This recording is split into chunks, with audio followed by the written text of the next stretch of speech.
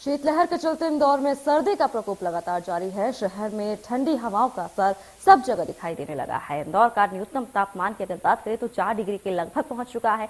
वहीं इंदौर के जू में बेजुबान जानवरों के लिए जू प्रबंधन की ओर से खास इंतजाम भी किए गए हैं।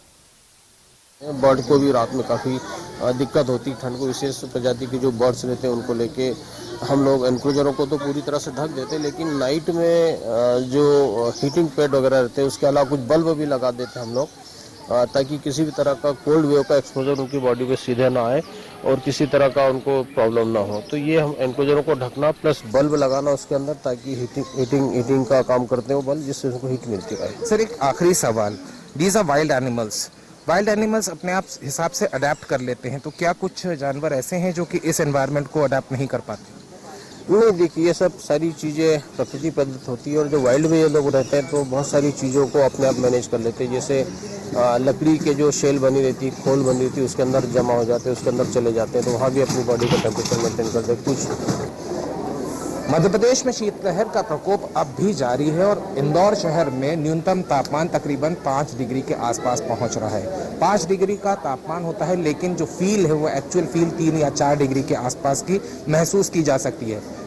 जहां तक लोगों की बात की जाती है, सभी प्रिकॉशंस लिए जा रहे हैं, कोशिश इस बात की जा रही है कि सर्दी से किसी भी तरह बचें, लेकिन बेजुबान जानवर किस तरीके से अपनी रक्षा करें, खासतौर पे जू में जो जानवर हैं उनके लिए क्या विशेष व्यवस्थाएं हैं। डॉक्टर उत्तम यादव इस वक्त मेरे साथ में मौजूद हैं।